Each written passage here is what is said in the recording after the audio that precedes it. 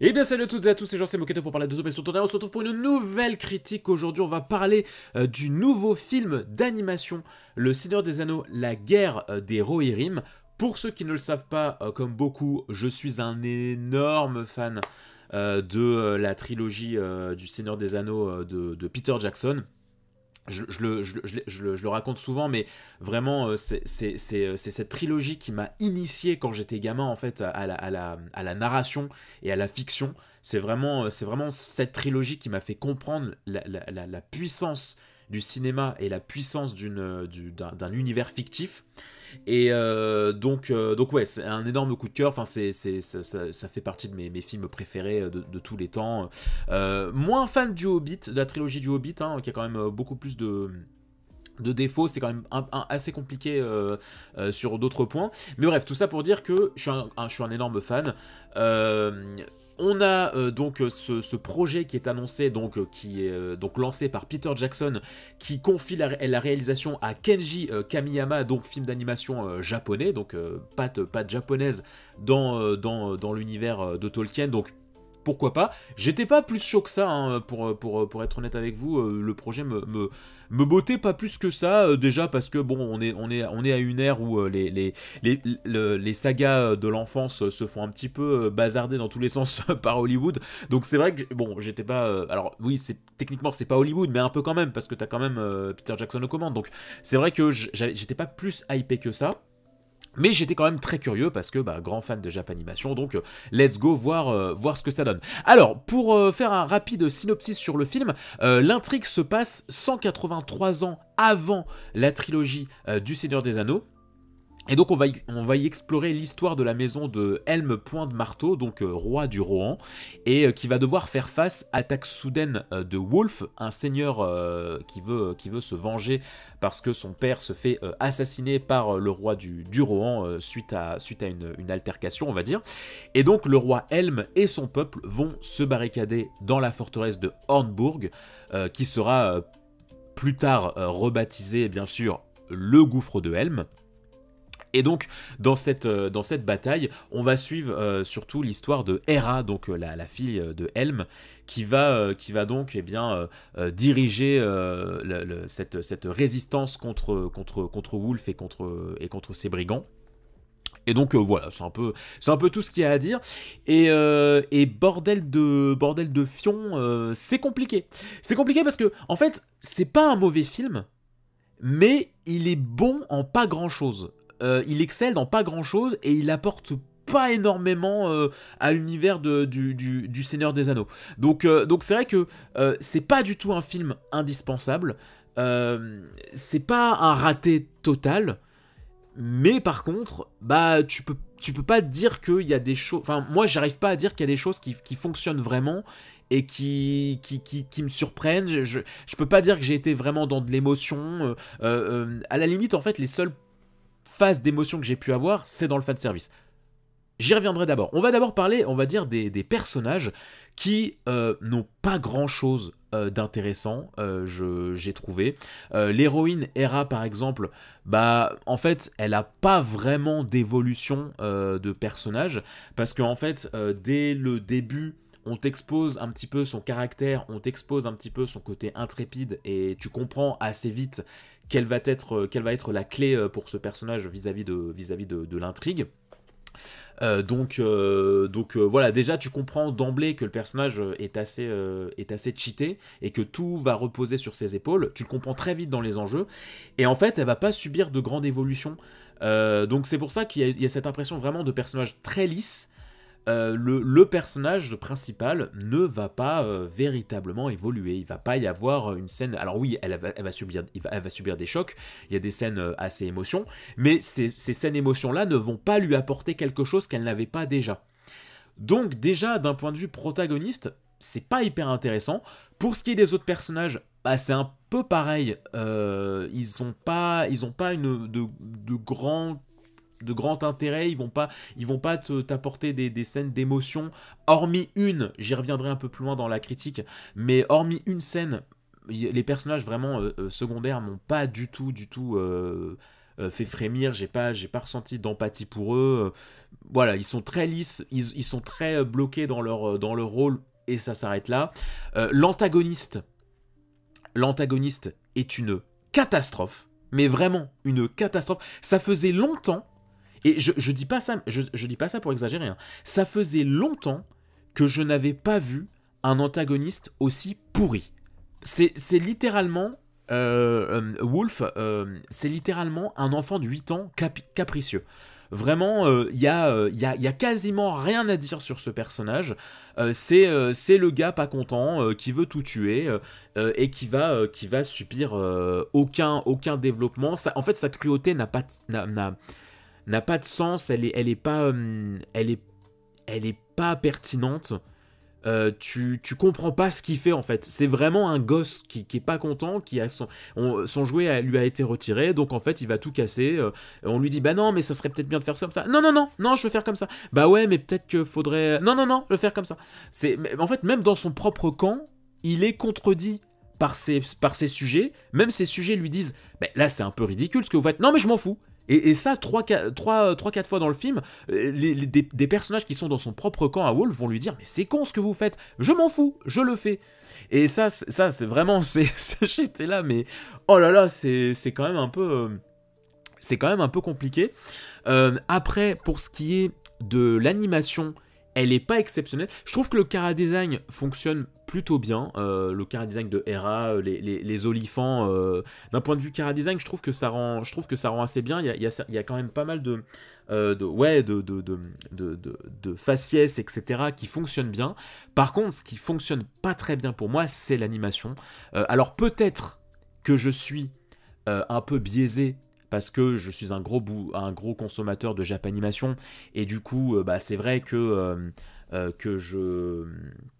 de la belle animation, j'en vois quand même régulièrement, parce que le Japon en ce moment, il faut quand même des choses, enfin dans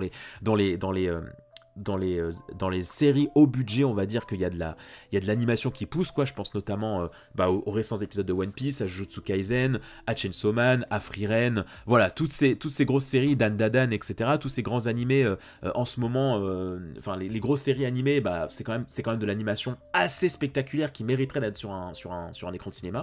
Donc peut-être que parce que je consomme beaucoup ça me donne un côté assez fade, ça me donne un sentiment assez fade quand je vois ce film, et en même temps je me dis ouais mais non quand même, je trouve quand même qu'il y a des animations très étranges, les gestes sont pas du tout fluides, sont très découpés, sont assez théâtrales par moments, sont assez... J'ai trouvé certaines phases d'animation assez ridicules, tellement ça manquait de détails, tellement ça manquait de vie, tellement ça manquait d'expression dans le visage des personnages et dans leurs gestes.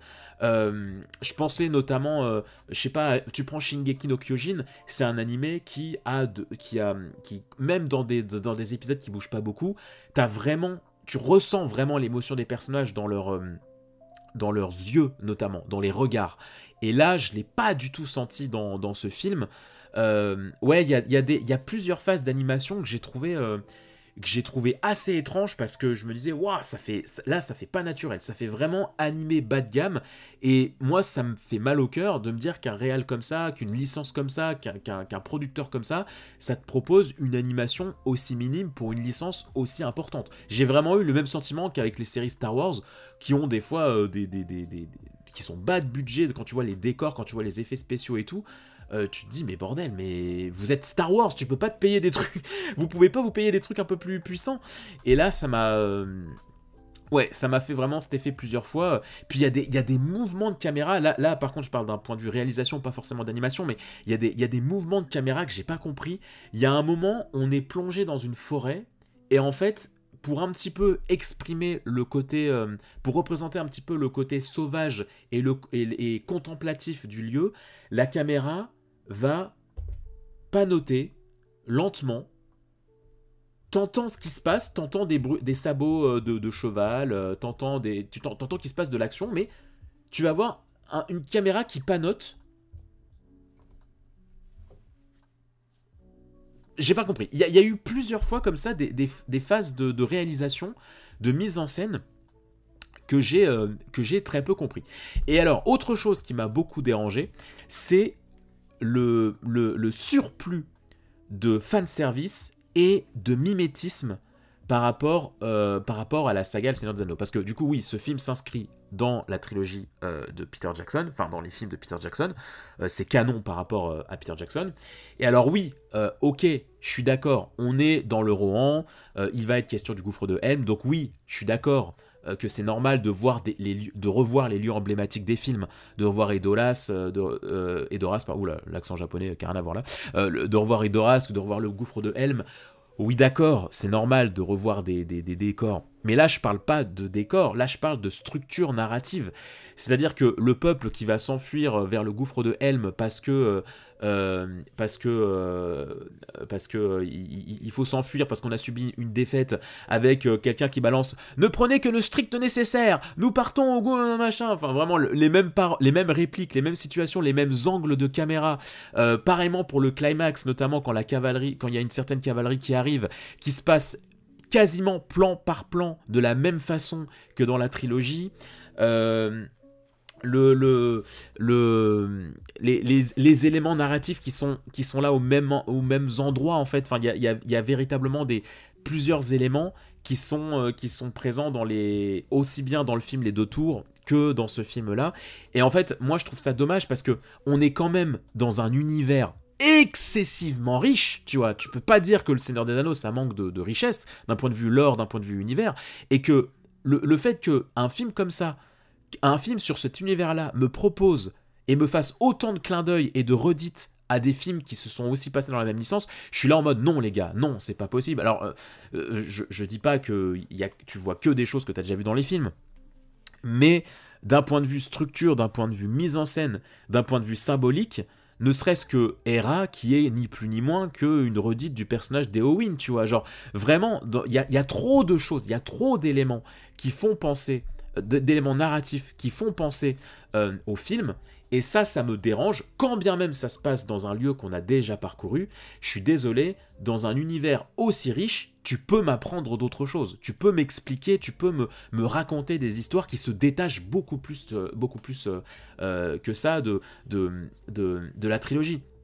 Et puis alors je parlerai même pas du fanservice qui est pareillement, qui pullule en fait de partout. Alors oui, c'était assez plaisant de revoir certains lieux. Je reviens à l'aspect chara-design qui fonctionne bien. Je trouve que les lieux pour moi c'est ce qui est le plus réussi graphiquement. Les lieux, que ce soit le lieu du gouffre de Helm et d'Horace, on revoit Isengard, les montagnes, vraiment ça a de la gueule. Ça a de la gueule, il y a des panoramas qui sont assez cool en décor. Ça c'est du fanservice que j'ai apprécié, qui fonctionne bien. Mais après il y a d'autres fanservices, d'autres formes de fanservice que j'ai trouvé assez lourdingues, où c'est vraiment de la réplique par réplique. À un moment il est question de monter un plan et l'héroïne dit ouais, il faut que son regard soit braqué sur moi. Bon bon, on a compris, et c'est ça, ouais, c'est ça de nombreuses fois, et je trouve ça dommage. Je disais qu'il y avait une scène qui m'avait quand même assez bien marqué, mais ça dure pas longtemps, malheureusement. Là, je vais rentrer un petit peu plus dans du détail, mais il y a notamment une scène avec un cheval.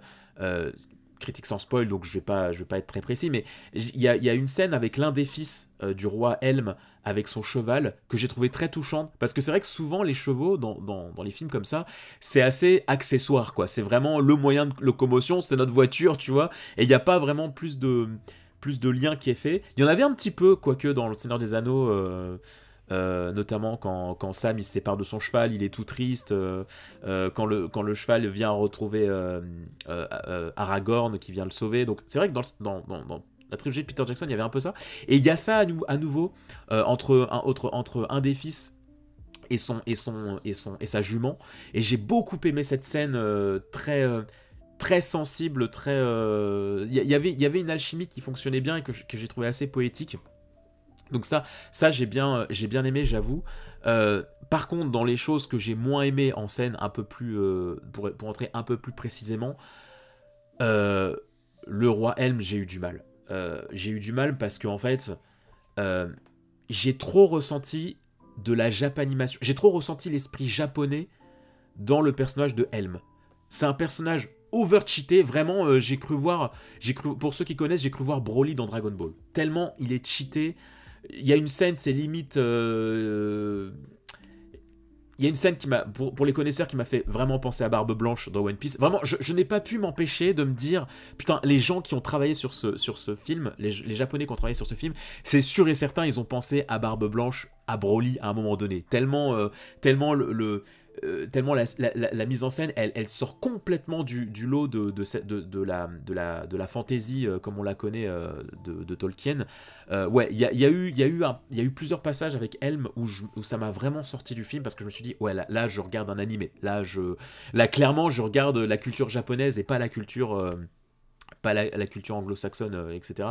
Donc ouais, j'ai trouvé ça dommage parce que ça m'a pas mal sorti du film.